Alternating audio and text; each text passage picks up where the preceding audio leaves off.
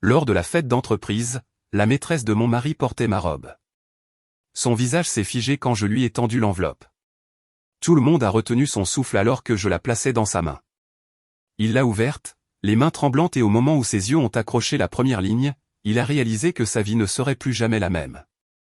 Dès notre entrée dans ce grand salon, j'ai senti que quelque chose n'allait pas. L'air n'était pas chargé de parfum ou de bavardage comme d'habitude. Il était lourd de murmures. Mon mari Richard ne l'a pas remarqué. Ou peut-être a-t-il fait semblant. Il était trop occupé à lisser sa cravate et à distribuer son sourire de politicien à chaque collègue qu'il croisait. Comme si cette soirée tournait entièrement autour de lui.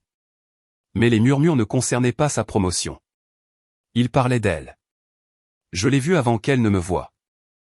Longs cheveux blonds bouclés, un verre de champagne pendant à sa main manucurée, et le genre de sourire narquois qui tordait mon estomac. Mais ce qui m'a figé, ce n'était pas son sourire narquois. C'était la robe. Ma robe. Celle que j'avais portée lors de notre dîner de 7e anniversaire. Celle que Richard avait qualifiée d'inoubliable. Elle la portait maintenant dans ce salon bondé comme un trophée. Mon cœur battait contre mes côtes. Les gens me regardaient, jetaient des coups d'œil furtifs sur moi, puis sur Richard, puis de nouveau sur elle. Un murmure a parcouru la pièce comme une vague. Il a finalement remarqué le silence et a suivi mon regard. Son visage s'est vidé de sa couleur. « Clarisse » a-t-il murmuré, me tirant par le coude. « Ne fais pas ça. »« Ne fais pas quoi ?» Je l'ai interrompu, ma voix plus dure que je ne l'avais prévu, les têtes se sont tournées, curieuses. La maîtresse, confiante dans sa cruauté, s'est dirigée vers nous, chaque pas délibéré, ses talons claquant sur le sol en marbre. Lorsqu'elle nous a rejoints, elle m'a regardé de haut en bas et a dit « Oh, quelle coïncidence !» Je ne savais pas que nous avions le même goût. Sa voix transpirait le venin, et elle a incliné le menton vers Richard comme si elle avait déjà gagné. La salle a halté, bien que je n'ai pas eu besoin de leur pitié. J'avais déjà décidé à ce moment-là que je ne serais pas la femme silencieuse et humiliée. Pas ce soir. J'ai forcé un sourire. Pas de coïncidence. Cette robe était la mienne en premier. Mais je suppose que tu le sais, n'est-ce pas? Elle a cligné des yeux, feignant l'innocence. Richard a bégayé. Ce n'est pas ce qu'il semble. Je me suis tourné vers lui assez fort pour que tout le monde entende. Alors, elle est juste arrivée par hasard avec ma robe. Celle que tu as dit être inoubliable. Celle dont tu as juré que personne d'autre ne me verrait jamais porter. Ma voix s'est brisée, non pas par faiblesse, mais par rage. Des halètements, des murmures, des téléphones sont sortis. Ce n'était plus juste une fête d'entreprise. C'était une scène, et Jean avait fini de jouer le rôle de soutien. La maîtresse a posé une main sur le bras de Richard, et c'était tout, mon point de rupture. Ma paume a heurté sa joue avant même que je réalise que j'avais levé la main. Le craquement a résonné dans la salle, plus aigu que le tintement des verres à champagne. Sa tête a basculé sur le côté, ses yeux écarquillés de choc. « Tu m'as humilié devant tous ceux que je connais », elle sifflait, me penchant de près pour qu'ils ne puissent pas confondre mes mots. Mais ce soir, c'est toi qui vas brûler. J'ai atteint mon sac à main et j'ai sorti l'enveloppe que j'avais glissée là plus tôt. Épaisse, blanche, impossible à ignorer. Son nom était écrit dessus. Il a froncé les sourcils, confus alors que je la lui enfonçais dans la poitrine. « Qu'est-ce que c'est » a-t-il bégayé. « Ouvre-la » ai-je dit, assez fort pour que la salle l'entende. Lis-la à voix haute si tu oses. Ses mains tremblaient. Il ne l'a pas ouverte. Pas encore. Mais la couleur a disparu de son visage. Il savait. Il savait exactement ce que c'était. Ma lettre d'avocat. La preuve que j'avais déjà déplacé des pièces en coulisses. La preuve que son petit empire n'était pas intouchable. La maîtresse a cligné des yeux, réalisant que ce n'était pas juste une dispute entre époux. Elle a retiré sa main de son bras, soudainement moins sûre. J'ai redressé mes épaules, balayant la foule. Des dizaines d'yeux sur moi. Des cadres, leurs femmes, de jeunes associés, des stagiaires, des gens que Richard avait passé des années à essayer d'impressionner. Et maintenant, devant eux tous, il était exposé. « Profitez de votre fête », ai-je dit froidement. « C'est la dernière que tu organiseras avec mon argent à ton bras. » Puis je me suis retourné, mes talons frappant le sol alors que je sortais. Pas précipité, pas frénétique, délibéré. Chaque pas une déclaration. Derrière moi, j'ai entendu sa voix percer le silence stupéfait.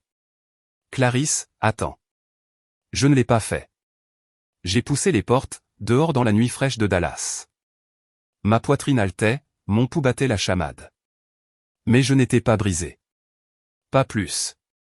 J'étais électrique, vivante d'un nouveau type de clarté. J'ai levé les yeux vers les gratte-ciel scintillants contre le ciel sombre et me suis murmuré, ce n'est pas fini. Pas de loin. Car dans ce salon, ils me voyaient tous comme la femme trahie. Mais ce qu'ils ne savaient pas encore, c'est que cette nuit n'était que le début. Richard pensait pouvoir me faire passer pour une idiote. Il pensait que je ramperais, supplierais pour des miettes de dignité, pleurais derrière des portes closes. Mais je n'allais pas pleurer. Je n'allais pas supplier. J'allais le détruire. Et quand j'aurais fini, il souhaiterait que cette gifle soit la pire chose que je lui ai jamais faite. Je n'ai pas toujours imaginé me tenir devant des centaines de personnes, gifler mon mari, et sortir de sa vie. Il y a 10 ans, si quelqu'un m'avait dit que ce serait mon avenir, j'aurais ri.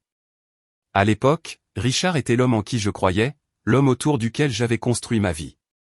Nous nous sommes rencontrés quand j'avais 21 ans, je finissais encore mon diplôme, travaillant la nuit comme serveuse dans un steakhouse de Dallas.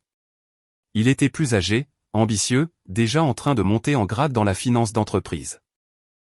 Il donnait trop de pourboires, souriait comme s'il avait le monde entier compris, et pour des raisons que je n'arrive toujours pas à expliquer, je l'ai cru. Au moment où j'ai obtenu mon diplôme, j'avais une bague au doigt. Les premières années n'étaient pas mauvaises. Nous avions notre petit appartement, des dîners aux nouilles instantanées, et des nuits passées à planifier l'avenir. Mais la vérité est que les rêves de Richard passaient avant tout. Il voulait un MBA, et j'ai accepté de mettre ma carrière en attente pour le soutenir. J'ai pris le travail stable, nous avons tenu le coup, et je l'ai regardé grimper. Chaque promotion qu'il célébrait semblait être notre victoire, pas seulement la sienne. Du moins, c'est ce que je me disais. Quand ma mère est décédée, j'ai hérité de la maison qu'elle avait laissée dans l'est de Dallas. La vendre nous a donné la compte pour notre maison de rêve en banlieue. Je pensais l'honorer en investissant dans notre avenir. Rétrospectivement, j'ai l'impression de lui avoir remis les clés de tout ce que j'avais. Et puis il y a eu Anna. Notre fille a complètement changé ma vie. La tenir pour la première fois donnait un sens à chaque sacrifice. Les nuits blanches, les budgets serrés, la solitude constante d'être marié à un homme toujours occupé. Tout cela semblait supportable quand je me rappelais que je construisais quelque chose pour elle. Elle est devenue mon ancre. Mais les ancres ne peuvent pas retenir les tempêtes. Le premier signe avant-coureur était minime. Il rentrait tard, sentant légèrement un parfum qui n'était pas le mien. Il l'a balayé. A dit que c'était grâce à l'étreinte d'une cliente après avoir conclu une affaire. Je voulais le croire, alors je l'ai fait. Puis sont arrivés les voyages d'affaires qui semblaient se multiplier. Les nuits où il gardait son téléphone comme s'il détenait des secrets nationaux. La façon dont il soupirait quand je posais des questions simples, comme si je le burdende. Je l'ai ignoré. Je me suis dit que les mariages ont des saisons. Je me suis dit qu'il était stressé. Je me suis dit que j'imaginais des choses. Mais au fond, je savais. La fissure finale est venue de quelqu'un que je n'attendais jamais. Ma meilleure amie, Nadia. Elle l'avait vu. Pas seulement des rumeurs, pas seulement des murmures. Elle l'a vu dans un restaurant d'Uptown avec la même femme que j'ai rencontrée à la fête d'entreprise. Main sur son dos, riant comme s'il n'avait aucun souci au monde. Nadia a dit qu'elle ne voulait pas me le dire, mais qu'elle ne pouvait plus rester silencieuse. Quand elle m'a montré les photos sur son téléphone, mon estomac s'est tordu en nœuds. Il était là, mon mari, avec elle. Pas de voyage d'affaires, pas de dîner client, juste de la trahison en plein jour. Ce fut le moment où le déni est mort. Il ne s'agissait plus seulement de moi. Il s'agissait d'Anna, des années que j'avais investies, des sacrifices que j'avais faits, de l'argent de la maison de ma mère qui avait construit son image de succès. Chaque choix que j'avais fait était pour notre famille. Et il avait tout misé pour un plaisir bon marché. Alors quand je suis sorti de ce salon, je ne le quittais pas seulement. Je laissais derrière moi les mensonges que je m'étais racontés. Et je ne partais pas les mains vides. Je repartais avec le feu dans la poitrine et toutes les raisons du monde de m'assurer qu'il n'oublierait jamais ce qu'il avait jeté. Le lendemain matin de la fête d'entreprise, je me suis réveillé avec un mal de tête lancinant. Pas de champagne, mais de clarté. Pour la première fois depuis des années, je n'étais pas confuse. Je ne doutais pas de moi-même, me demandant si j'en faisais trop ou si j'essayais d'arranger les choses pour sauver les apparences. Je savais exactement ce que je devais faire. Richard était encore à l'hôtel cette nuit-là quand je me suis faufilé dans notre maison. Ses costumes pendaient en rangée nette dans l'armoire. Son parfum persistait dans l'air, et pendant une fraction de seconde, j'ai failli m'effondrer sur le lit et me laisser pleurer. Mais ensuite, j'ai pensé à Anna, endormie chez ma sœur, inconsciente de la tempête que son père avait déchaînée. Cette pensée m'a endurci. Plus de larmes. Pas pour lui. J'ai attrapé un sac de sport et j'ai commencé à faire mes valises. Pas tout, juste l'essentiel pour Anna et moi. Vêtements, certificat de naissance, la boîte de souvenirs que je ne pouvais pas laisser derrière moi. Mes mains tremblaient, mais pas de peur. Cela ressemblait à de l'adrénaline, comme si je reprenais enfin les rênes de ma propre vie. Le prochain appel que j'ai passé était à la banque. J'avais été jointe sur tous les comptes depuis le début, et je connaissais les chiffres mieux qu'ils ne le pensaient. J'ai transféré la moitié sur un compte séparé à mon nom. La moitié qui était légalement la mienne, bien que je savais qu'il crierait au vol quand il le découvrirait. Ensuite, j'ai bloqué les cartes de crédit. Je pouvais presque imaginer son visage quand son prochain dîner tape à accent grave l'œil avec elle serait refusé. À midi, j'étais assise dans le bureau d'un avocat au centre-ville. La réceptionniste m'a donné ce sourire compatissant que je détestais, mais j'ai redressé mes épaules. « Je veux un divorce », ai-je dit à l'avocat sans détour. Il s'est penché en arrière, surpris par mon calme. Je n'étais pas calme à l'intérieur, mais je n'allais pas donner à Richard la satisfaction d'une femme brisée. Nous avons passé en revue les bases, garde, actifs, héritage de ma mère. Chaque détail ressemblait à un coup d'échec, et pour une fois, je ne jouais pas en défense. Je faisais les premiers coups, mettant le jeu en ma faveur.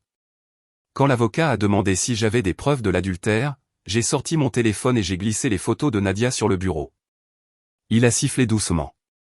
Ça va aider. Cette nuit-là, Richard est finalement rentré à la maison. Sa cravate était dénouée, son visage pâle, comme s'il avait vieilli de 10 ans en une seule journée. Il s'est arrêté net quand il a vu l'armoire à moitié vide. « C'est quoi ce bordel ?» a-t-il exigé. J'ai plié le pull d'école d'Anna et je l'ai mis dans le sac sans le regarder. « Ça s'appelle partir, Richard. Tu devrais essayer. Tu as eu assez de pratique. » Il s'est passé la main dans les cheveux, faisant les 100 pas. « Clarisse, tu ne peux pas partir comme ça. Nous devons parler. Nous pouvons arranger ça. » J'ai ri. J'ai réellement ri. Le son m'a startled même moi. Arranger ça? Tu as paradé ta maîtresse dans ma robe devant tout ton bureau. Tu me mens depuis des mois, peut-être des années. Il n'y a plus rien à arranger. Sa mâchoire s'est serrée. C'est une réaction excessive. Pense à Anna. Pense à notre famille. À ce moment-là, je l'ai enfin regardé. Ma voix est sortie nette, inébranlable. Je pense à Anna.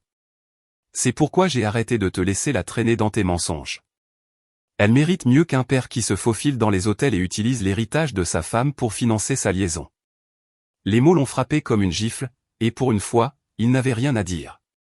Sa bouche s'est ouverte, puis s'est refermée. Il semblait plus petit à ce moment-là. J'ai déjà parlé à un avocat, ai-je ajouté, sortant la copie de la lettre de mon sac et la posant sur le comptoir. Tu vas être notifié bientôt. Ne t'inquiète pas, tout est écrit. Son visage est devenu blanc. Tu as parlé à un avocat? Bien sûr que oui, ai-je dit en attrapant le sac de sport. Qu'est-ce que tu pensais que j'allais faire? Pleurer et attendre que tu rentres à la maison avec du rouge à lèvres sur ton col encore une fois. Il a essayé de me suivre alors que je me dirigeais vers la porte, mais j'ai levé une main. Reste en arrière, Richard. Chaque pas que tu fais vers moi à partir de maintenant, souviens-toi, je suis déjà 10 pas en avant. Je suis sorti, mes clés serrées dans une main, le sac sur mon épaule. Mon cœur battait comme si j'avais sauté d'une falaise. Mais je n'ai pas trébuché. Pas une seule fois. Pour la première fois depuis des années, ce n'était pas moi qui attendais son approbation, ses excuses, ou ses miettes d'affection. J'étais celle qui contrôlait. Et Richard, il réalisait juste qu'il avait sous-estimé la seule personne qui savait exactement comment le démanteler pièce par pièce. Richard a toujours pensé que l'argent était le pouvoir. La voiture qu'il conduisait, les costumes qu'il portait, les restaurants qu'il réservait juste pour être vu. Tout cela alimentait son image. Mais le matin où sa carte d'entreprise a été refusée dans son restaurant préféré, cette image s'est fissurée. Je n'avais pas besoin d'être là pour le voir. Une amie commune m'a envoyé un message. Tu ne croiras jamais ça. La carte de Richard vient d'être refusée devant des clients. Je pouvais l'imaginer parfaitement. Le rire forcé, la précipitation pour trouver une autre carte, le regard de confusion quand celle-là a aussi échoué. En bloquant les comptes, je ne l'avais pas seulement coupé. Je l'avais dépouillé de sa performance. L'homme qui prospérait sur les apparences s'est soudainement retrouvé sans scène. La maîtresse, Madison, fut la première à le ressentir. Elle n'était pas là pour l'amour. Elle était là pour le style de vie. Les brunchs, les virées shopping, la promesse que quelqu'un d'autre paierait l'addition. Quand ses factures lui sont tombées dessus, l'éclat s'est rapidement estompé. Je le savais parce qu'une des collègues de Richard les avait vus se disputer sur le parking de son immeuble de bureau. Madison, agitant les mains, furieuse. Richard, le visage rouge, essayant de la calmer. Il n'a pas fallu longtemps avant que les murmures ne reviennent jusqu'à moi. Elle avait l'air prête à partir, dit une collègue, je suppose qu'elle ne s'est pas inscrite pour la version budget. Pendant ce temps, à la maison, Anna s'adaptait mieux que je ne m'y attendais. Les enfants sentent plus que nous leur accordons de crédit. Elle savait que quelque chose n'allait pas, mais quand je lui ai dit que nous allions déménager dans un endroit plus petit pendant un certain temps, elle a juste hoché la tête. Tant que nous sommes ensemble, maman. Cette seule phrase m'a donné plus de force que n'importe quel avocat ou compte bancaire n'aurait jamais pu le faire. Richard, en revanche, n'a pas bien géré le changement. Il a commencé à saturer mon téléphone. Au début, c'était des messages en colère. Tu ne peux pas juste tout prendre. Puis c'est devenu de la supplication. Clarisse, s'il te plaît, parlons-en. Ne fais pas ça à Anna.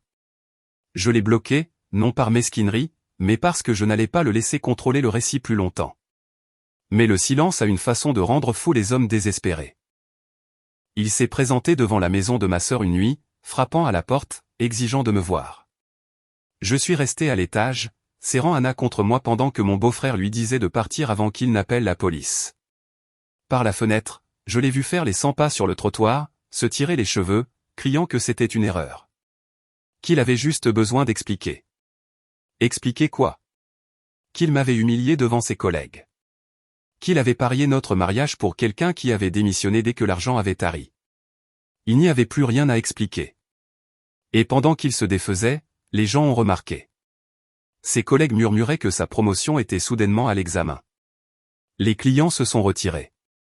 À Dallas, l'image et tout, et celle de Richard s'effondrait rapidement. Une femme m'a même contacté anonymement, disant l'avoir vu amener Madison à un dîner d'entreprise il y a des mois et se sentir coupable de rester silencieuse. Maintenant que la vérité était sortie, les gens voulaient prendre leur distance, pas s'associer. Ce qui m'a le plus frappé, ce n'était pas seulement son déclin, mais à quelle vitesse le monde s'est ajusté sans lui. Les amis qui adoraient autrefois son charme ont commencé à prendre de mes nouvelles à la place. Les membres de la famille qui avaient l'habitude de s'enthousiasmer pour sa carrière se sont soudainement tus quand son nom est apparu. Même son père, autrefois son plus grand partisan, a arrêté de répondre à ses appels. C'était comme regarder un château s'effondrer de l'intérieur, des briques tombant une par une jusqu'à ce qu'il ne reste que de la poussière. Et moi, je ne me réjouissais pas. Je ne faisais pas de fête ni ne dansais sur les ruines. Je continuais à avancer, rencontrant des avocats, documentant tout, planifiant l'avenir d'Anna. Chaque fois que Richard trébuchait, je me rappelais, ce n'est pas de la vengeance pour la vengeance. C'est de la survie. C'est la justice pour chaque nuit où j'ai pleuré dans mon oreiller pendant qu'il travaillait tard. Le coup de grâce cette semaine-là est venu sous la forme d'un message vocal. Sa voix, frénétique, brisée, Clarisse, s'il te plaît, parle-moi. Tu me détruis. Ne laisse pas ça finir comme ça. Je ferai n'importe quoi. S'il te plaît, donne-moi juste une chance de m'expliquer. Je l'ai écouté 2 fois, puis je l'ai supprimé. Parce que voilà la vérité. Je ne le ruinais pas. Il se ruinait lui-même. Tout ce que j'ai fait, c'est finalement sortir de l'ombre et laisser les projecteurs l'atteindre. Et quand ce fut le cas, Tout le monde a vu les fissures dans lesquelles je vivais depuis des années. Pour la première fois depuis longtemps, je me sentais stable. Je n'attendais pas la prochaine trahison, la prochaine excuse, les prochaines excuses. Enveloppé dans des promesses vides. J'en avais fini d'attendre. Et Richard, il commençait juste à réaliser ce que c'était que d'être impuissant. C'est ma sœur qui m'a invité à dîner ce vendredi-là. Une soirée familiale tranquille. Elle a promis juste elle, son mari, ma nièce et Anna. J'ai accepté parce que je voulais la normalité. Je voulais qu'Anna rie avec sa cousine, qu'elle mange des spaghettis autour d'une table où l'amour vivait encore. Ce que je ne savais pas, c'est que Richard s'était invité. Nous étions à mi-chemin du repas quand la porte d'entrée s'est ouverte sans prévenir. Anna s'est figée en plein repas, sa fourchette pendant. Ma sœur m'a lancé un regard paniqué, mais avant que quiconque ne puisse réagir, Richard est entré comme s'il appartenait toujours à la famille. Il portait le même costume de designer, mais il pendait différemment maintenant, fatigué, froissé comme lui. Et bien sûr, le traînant derrière lui, il y avait Madison. Elle a eu le culot de sourire, retirant son manteau comme si elle venait d'arriver pour un cocktail. La mâchoire de ma sœur est tombée. Mon beau-frère a murmuré quelque chose à voix basse que je ne répéterai pas devant Anna. « Clarisse, » a dit Richard, levant les mains. « S'il te plaît, nous devons parler. Tu ne peux pas continuer à me rejeter. C'est notre famille. » Je me suis levé lentement, repoussant ma chaise. « La famille ? Tu as amené ta maîtresse à la table du dîner de ma sœur et tu as osé utiliser ce mot. » La pièce est tombée dans un silence de mort. Anna fixait son assiette. Ma sœur la tirait doucement dans la cuisine.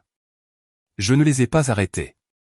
Elle n'avait pas besoin de voir ce qui allait arriver. Richard a regardé autour de lui nerveusement comme s'il ne s'attendait pas à ce que je me défende devant des témoins. « Tu ne comprends pas » a-t-il commencé d'une voix basse. « Madison et moi. » Je l'ai coupé avec un rire si aigu qu'il ressemblait à du verre. « Ne t'embête pas à expliquer. Je sais déjà. Les relevés d'hôtel, les virements bancaires, les frais de dernière minute sur la carte que j'ai bloquée. Tu as laissé une piste papier qui pourrait traverser Dallas. » Le visage de Madison a perdu sa couleur. Quel reçu, lui a-t-elle sifflé. J'ai sorti mon téléphone et j'ai tapoté l'écran. Ceux-là. Un par un, des photos et des documents ont rempli l'air entre nous. Des captures d'écran de textos, des copies de frais, même un selfie horodaté qu'il m'avait envoyé d'un lit d'hôtel. Un qu'il avait oublié était synchronisé sur notre cloud partagé il y a des années. Richard a bondi en avant, sa main atteignant mon téléphone. « Arrête ça » a-t-il claqué. Je l'ai retiré. « Qu'est-ce qui ne va pas ? Peur que Madison voie l'autre femme que tu as divertie sur le côté ?» Des halètements. Même Madison a titubé en arrière, ses yeux se plissant. « Tu m'as dit quelle était la seule chose qui nous bloquait » a-t-elle craché. Richard s'est figé. Ses yeux passaient d'elle à moi, puis à mon beau-frère, qui a croisé les bras et a bloqué l'embrasure de la porte comme un garde. « Tu es un menteur » a dit Madison, sa voix montant. « Tu es pathétique » elle a attrapé son sac à main, tremblant de rage. « Je ne vais pas ruiner ma réputation pour ça. » Et juste comme ça, elle est sortie en trombe, claquant la porte si fort que les cadrans vibraient. Richard est resté là, seul, le silence plus lourd que la pierre. Il a ouvert la bouche, mais je l'ai devancé. « Tu voulais jouer le grand homme, Richard, pour montrer ta conquête. Mais voici la vérité. Tu n'es pas un prix. Tu es un avertissement. Et tout le monde dans cette pièce vient de voir ton masque tomber. » Ma sœur est réapparue, le visage rougi par la colère. « Sors. » Elle lui a claqué avant que mon mari ne te traîne dehors. Richard m'a regardé désespéré. « Clarisse, s'il te plaît, ne fais pas ça. Tu retournes tout le monde contre moi. Juste arrête. » Je me suis rapproché, assez près pour qu'il ne puisse ignorer la finalité dans mes yeux. « Tu as fait tout ça tout seul. Je viens juste de donner les reçus aux gens. » Il a secoué la tête, sa voix se brisant. « Tu ne peux pas m'humilier comme ça. Pas devant la famille. » C'est alors que je lui ai donné la réplique que je gardais. Celle que le voisin de ma sœur m'a répétée quelques jours plus tard. Celle que ma cousine m'a envoyée par SMS après l'avoir entendue par oui dire. « Tu t'es humilié toi-même, Richard. J'ai juste allumé la lumière pour que tout le monde puisse la voir. » La pièce est retombée dans le silence. Mon beau-frère s'est finalement écarté, sa main sur la porte. Sors. Richard s'est attardé un instant, ses épaules affaissées, ses yeux parcourant les lieux comme un homme cherchant une sortie de sa propre vie. Puis, sans un autre mot, il est sorti. J'ai expiré, mes mains tremblantes. Ma sœur s'est précipitée, m'enlaçant si fort que j'ai failli m'effondrer dedans. Tu étais brillante, a-t-elle murmuré. Mais ce n'était pas de la brillance. C'était de la survie. Et ce n'était que le deuxième acte. Richard n'était pas du genre à admettre la défaite. Perdre la face était sa plus grande peur. Et après le fiasco chez ma sœur, il était désespéré de se rétablir pour reprendre le contrôle. Je l'aurais dû prévoir. Le discours, les mensonges, la tentative pathétique de se présenter comme la victime. Cela a commencé en ligne. 3 jours après la confrontation, son fil LinkedIn s'est illuminé d'un long post d'auto-apitoiement. Il a écrit sur des difficultés personnelles et des trahisons au sein de son propre foyer, se peignant comme un mari travailleur, aveuglé par une femme rancunière. Il n'a bien sûr pas mentionné Madison par son nom, mais il s'est assuré de me présenter comme celle qui était instable, la femme qui s'est déchaînée et a répandu des mensonges. Pendant quelques heures, cela a presque fonctionné. Quelques collègues ont commenté avec sympathie. D'autres ont offert des prières. Quelques-uns m'ont même envoyé des messages privés pour me demander si j'allais bien. C'était sa première erreur. Il avait sous-estimé combien de personnes connaissaient déjà la vérité car en 24 heures, des captures d'écran ont commencé à fuiter. Les mêmes collègues qui avaient été témoins de Madison dans ma robe à la fête d'entreprise n'allaient pas le laisser réécrire l'histoire. Quelqu'un a posté une photo dans les commentaires. Richard et Madison ensemble lors d'un happy hour d'entreprise, sa main trop bas sur son dos. Un autre a posté des captures d'écran de messages qu'il avait accidentellement envoyés au mauvais contact, se vantant de finalement avoir changé pour mieux. Le barrage a cédé. Et puis il y a eu le hashtag #LightsOnRichard. Cela a commencé petit. Un collègue plaisantant sur ma réplique à table. Tu t'es humilié toi-même, Richard. Je viens juste d'allumer la lumière. Quelqu'un l'a tweeté. Un autre l'a reposté avec des émojis rieurs. En une journée, cela s'est propagé comme une traînée de poudre. Les gens l'utilisaient pour dénoncer d'autres tricheurs, d'autres menteurs, d'autres ex-toxiques. Soudain, son nom n'était plus seulement associé à des commérages. Il était en tendance. Richard a paniqué. Il m'a appelé au milieu de la nuit depuis un numéro bloqué. Clarisse, s'il te plaît, retire-le. Tu ne sais pas ce que tu as fait. Ils me détruisent. J'ai raccroché sans un mot.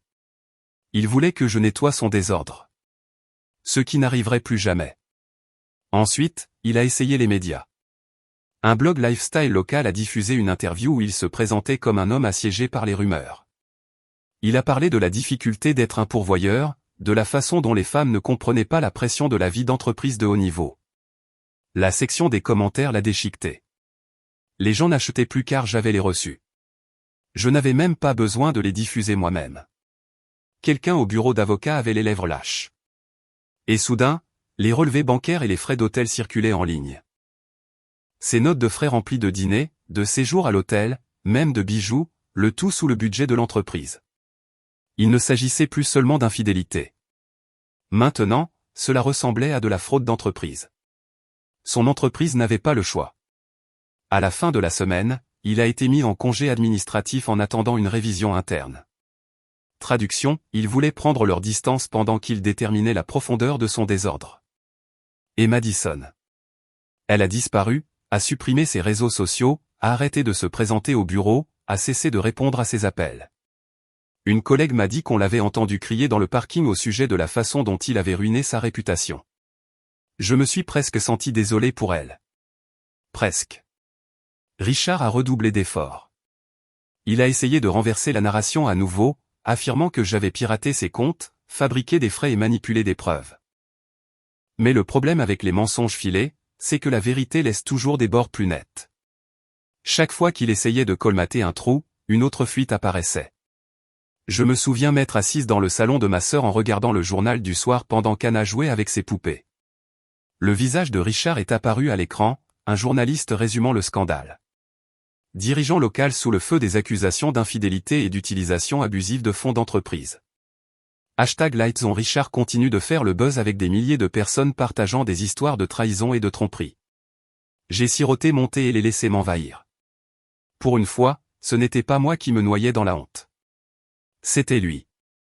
Les appels sont passés de la colère à des messages vocaux pathétiques remplis de sanglots, de demi-excuses et de marchandages désespérés.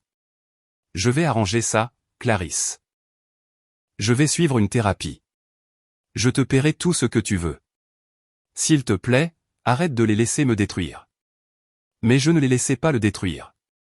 Il faisait tout cela tout seul. Le coup de grâce est venu de sa propre famille. Son père, autrefois son plus grand défenseur, a publié une déclaration le distançant de ses actions. J'ai lu 2 fois, incapable de croire que cela venait de l'homme qui se vantait autrefois des promotions de Richard à chaque dîner de fête. La famille Johnson ne tolère pas la malhonnêteté, la mauvaise conduite financière, ni les comportements qui manquent de respect au caractère sacré du mariage. Nous nous tenons aux côtés de ceux qui valorisent l'intégrité. En une seule phrase, son père a coupé la corde à laquelle Richard s'était accroché toute sa carrière. Sans le soutien familial, sans l'appui de l'entreprise, sans Madison pour le soutenir, il était exposé. Et moi, je restais silencieuse. Je ne nourrissais pas le feu, je ne postais pas, je ne divulguais pas. La beauté de la chose, c'est que je n'avais pas besoin de le faire. Sa chute avait son propre élan maintenant, alimenté par les gens qui l'applaudissaient autrefois. Pendant des années, j'avais été invisible. La femme derrière l'homme. Maintenant, c'était lui qui s'estompait dans l'insignifiance. Sa voix désespérée noyée par un cœur de vérité. Et je n'en avais pas fini. Car si l'humiliation publique brûlait, la vraie guerre ne faisait que commencer. Le tribunal, les comptes bancaires, les papiers de garde. Le genre de bataille qui laisse des cicatrices que l'on ne peut pas effacer avec un communiqué de presse. Le jour où les papiers du divorce ont été déposés, j'ai senti un poids quitter ma poitrine. Ce n'était pas de la joie, pas encore, mais c'était de la liberté. Le premier pas pour mettre fin à des années de sacrifice qu'il avait transformées en trahison. Mon avocat m'a glissé les copies tamponnées sur le bureau et a dit, il va se battre de toutes ses forces. Sois prête. J'étais prête. Richard pensait qu'il pouvait m'intimider pour me soumettre. Mais au tribunal, avec les reçus empilés contre lui, son arrogance s'est évaporée. La juge n'a pas été impressionnée dès qu'il a essayé de me présenter comme instable et vindicative.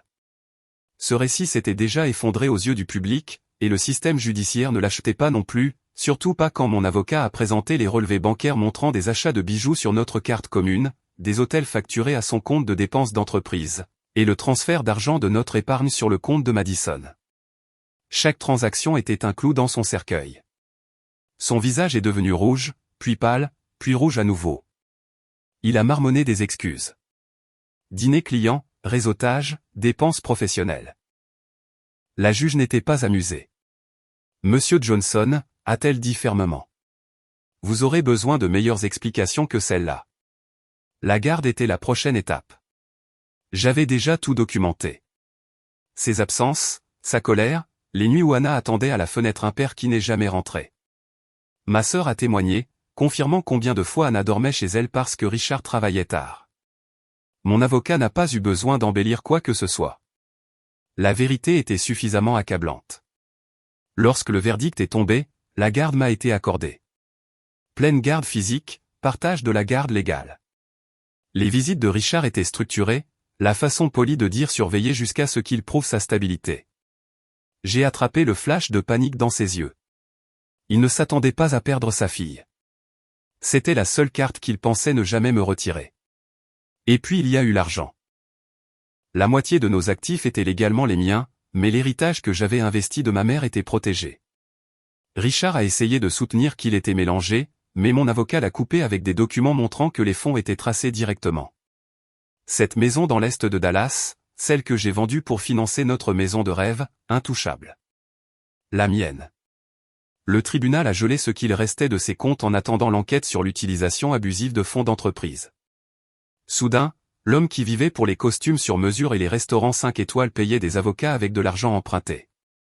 La maîtresse qui pensait monter en gamme. Elle avait disparu depuis longtemps, le laissant payer son propre empire en déclin. Le bruit de la retombée de la salle d'audience s'est répandu rapidement. Son père m'a appelé après, pas lui. Clarisse, a-t-il dit doucement. Je suis désolé. Tu méritais mieux. Anna méritait mieux. Je n'ai pas pleuré. Je ne l'ai pas remercié. J'ai juste dit, je sais. Et j'ai raccroché. Plus tard, j'ai entendu par un cousin que le père de Richard l'avait coupé financièrement. Plus d'accès à la fiducie familiale. Plus d'introduction d'entreprise. Le nom Johnson, autrefois son filet de sécurité, lui fermait maintenant ses portes. Même son frère, celui qui avait cautionné pour lui au travail, m'a envoyé un message disant qu'il avait cherché cela lui-même. Ne te sens pas coupable. Coupable? Je ne l'étais pas. Plus maintenant. Richard a tenté un dernier coup, déposant des requêtes pour retarder la procédure, traînant en longueur dans l'espoir de me coincer dans un accord. Mais chaque fois qu'il essayait, mon avocat était là avec des contre-arguments bétonnés. Des mois de préparation de mon côté, sauvegarder des emails, documenter des appels, suivre les dépenses, tout cela à payer. La juge s'est agacée de lui. Monsieur Johnson, a-t-elle dit fermement. Prolonger cela ne fera qu'augmenter vos honoraires. Mon conseil, acceptez les conséquences de vos actes. Au final, Richard n'était pas seulement humilié. Il était démantelé. La maison vendue, ma part virée directement sur mon compte, sa part dévorée par les frais juridiques et la dette. La voiture saisie quand il a manqué des paiements. L'entreprise a résilié son contrat tranquillement, invoquant des problèmes éthiques. Au moment où c'était fini, Richard vivait dans une location meublée près d'une autoroute, dépouillé de l'image à laquelle il s'était si étroitement accroché. Plus de costumes sur mesure, plus de dîners de luxe, plus de projecteurs, juste un homme en chute libre face aux décombres de sa propre création. Et moi? Je ne me réjouissais pas avec du champagne ni ne dansais sur les tombes. Je mettais Anna au lit le soir, construisais une maison stable, retrouvant lentement la vie qu'il avait vidée de moi pièce par pièce. Les murmures autour de Dallas ont changé. Plus la pauvre Clarisse. Maintenant, c'était, elle s'est levée. Elle a gagné. Mon nom n'était plus associé à son scandale. Il était associé à la résilience, à la survie. La dernière fois que Richard a essayé de m'appeler, c'était d'un numéro inconnu. Mon téléphone s'est allumé avec son nom. Et pendant un moment, j'ai envisagé de répondre. Peut-être par habitude, peut-être par curiosité. Mais ensuite, j'ai pensé à Anna endormie dans la pièce voisine. Son avenir enfin libéré de son chaos. J'ai décliné l'appel. Il pouvait garder ses supplications, ses excuses, sa prise désespérée sur la vie qu'il avait perdue. Parce que la vérité était simple. Richard avait construit son monde sur des mensonges. Et quand les murs se sont effondrés, personne ne l'a sorti de sous les décombres. Il était fauché. Il était isolé. Et il était enfin impuissant. Exactement là où il m'avait mise pendant des années. Seulement maintenant, je n'étais plus impuissante. Il pleuvait le jour où je l'ai revu. Pas la douce bruine qui pénètre dans le sol, mais le genre de tempête qui fait vibrer les fenêtres et vous oblige à vous protéger contre le vent. Fitting, ai-je pensé. Le chaos semblait suivre Richard partout où il allait. Je n'avais pas prévu de le voir. Le divorce était finalisé, la garde sécurisée, les biens partagés. Je pensais avoir terminé, mais ensuite j'ai reçu l'appel de mon avocat. Richard a demandé une réunion.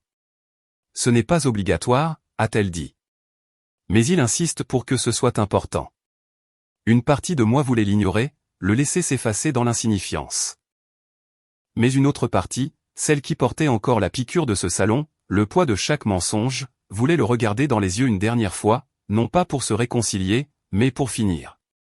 Nous nous sommes rencontrés devant le palais de justice, un terrain neutre. Il attendait sous l'auvent, trempé malgré l'abri. Son costume, autrefois cher, s'accrochait à lui comme des haillons.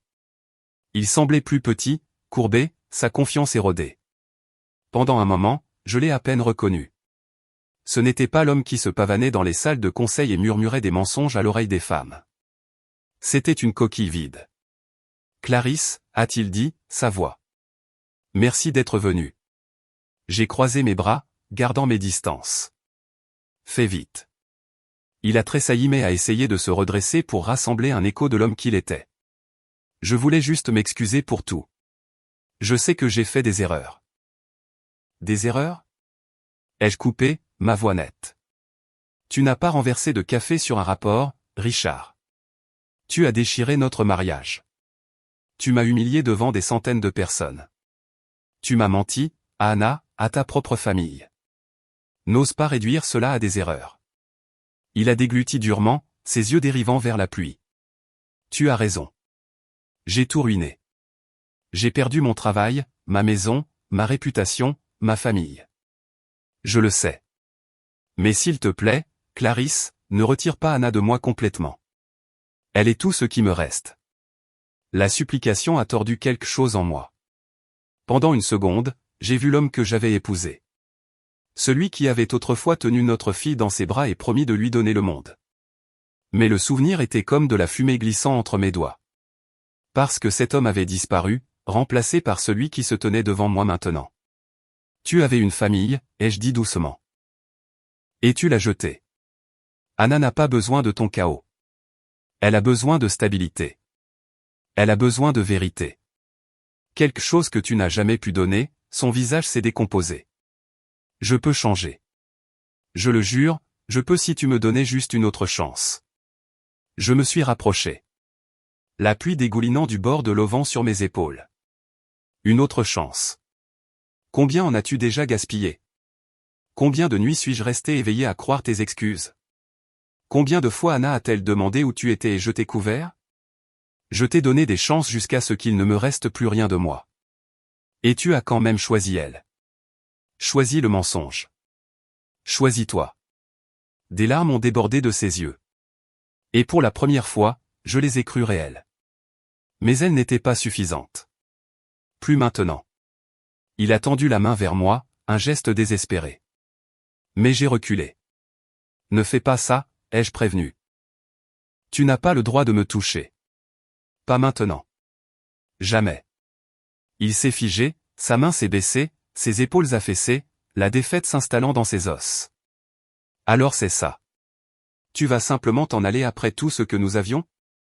J'ai soutenu son regard, stable, inébranlable. Oui. Parce que ce que nous avions n'était pas réel. C'était construit sur mes sacrifices et tes mensonges. Et quand la vérité est sortie, tu n'étais pas un mari. Tu n'étais pas un père. Tu n'étais qu'un lâche se cachant derrière des excuses. La tempête a grondé au-dessus, le tonnerre secouant le sol. J'avais l'impression que le monde ponctuait mes mots pour moi. Les lèvres de Richard tremblaient. Clarisse, s'il te plaît. Et c'est alors que j'ai délivré la réplique que je gardais. Celle qui a scellé ce chapitre pour de bon. Tu es l'architecte de ta propre destruction, Richard. Je me suis juste arrêté de soutenir les murs. Il a tressailli comme si je l'avais frappé, mais je n'ai pas attendu de réponse. Je me suis retourné, marchant sous la pluie. Chaque pas semblait plus lourd et plus léger en même temps. Les dernières chaînes se brisant, les derniers liens tranchés. Derrière moi, je n'ai rien entendu. Pas de pas, pas de s'il te plaît, pas d'excuses, juste le silence englouti par la tempête. Pour la première fois depuis des années, c'était le mien. Et alors que je m'éloignais, trempé mais intact, je savais que ce n'était pas seulement la fin de nous.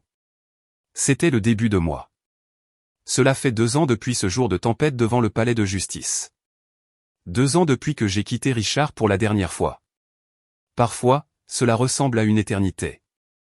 D'autres fois, comme hier, mais quand je regarde Anna maintenant, je sais que tout ce qui s'est passé en valait la peine. Elle a 9 ans, plus grande, plus forte, plus vive que jamais. Elle ne demande plus où est son père. Elle en sait assez. Ce qu'elle demande à la place, ce sont des questions sur elle-même, sur son avenir, et je peux y répondre avec honnêteté, pas avec des excuses. Quand elle a remporté son premier concours d'orthographe au printemps dernier, je me suis assise au premier rang et je l'ai regardée rayonner de fierté, sa confiance inébranlable par l'ombre de son absence. Elle s'épanouit, et c'est tout ce que j'ai jamais voulu. Quant à moi, j'ai reconstruit pièce par pièce. Je suis retourné au travail, j'ai commencé petit, puis j'ai grandi. Ce qui ressemblait autrefois à un nouveau départ est devenu un nouveau départ. J'ai acheté une maison modeste non loin de chez ma sœur. Les remplis de couleurs, de rires, de la paix que je n'avais pas ressentie depuis des années. La nuit, quand je borde Anna au lit, je ne reste plus éveillé à me demander où est Richard. Je dors. Je rêve. Et quand je me réveille, c'est à une vie qui me semble à nouveau la mienne. J'entends toujours parler de lui parfois. Dallas est petit comme ça. Je sais qu'il a perdu la location et qu'il a déménagé dans un appartement d'une chambre près du centre-ville. Je sais que la société ne l'a jamais repris. Je sais que Madison s'est mariée à quelqu'un d'autre dans l'année. La dernière fois que j'ai entendu son nom, c'était dans une voix basse, une collègue murmurant à quel point Richard Johnson avait chuté. Mais je ne m'attarde pas sur lui. Plus maintenant. Son histoire est son fardeau, pas le mien. Ce que je porte maintenant, ce n'est pas l'amertume, mais la clarté. La trahison m'a presque brisé, mais elle a aussi brûlé les illusions auxquelles je me suis accroché trop longtemps. Elle m'a forcé à affronter la vérité. Je n'ai jamais été impuissante. Je n'ai jamais été sans voix. J'attendais juste la permission de me lever. Et au moment où j'ai arrêté d'attendre, tout a changé. Parfois, Anna me demande pourquoi je souris quand il pleut. Je lui dis que c'est parce que les tempêtes ne me font pas peur. J'en ai traversé une et j'en suis sorti plus forte. Et c'est la vraie fin. Pas sa chute, pas les commérages, pas même la victoire du tribunal. La vraie fin, c'est la liberté. Le genre qui vient quand vous voyez enfin la trahison, non pas comme ce qui vous a ruiné, mais comme le feu qui vous a libéré. Merci beaucoup d'avoir écouté mon histoire. Si elle vous a touché, j'adorerais connaître vos réflexions ou même vos propres expériences dans les commentaires ci-dessous. N'oubliez pas d'appuyer sur le bouton d'abonnement et de liker cette vidéo. Cela aide vraiment à soutenir la chaîne.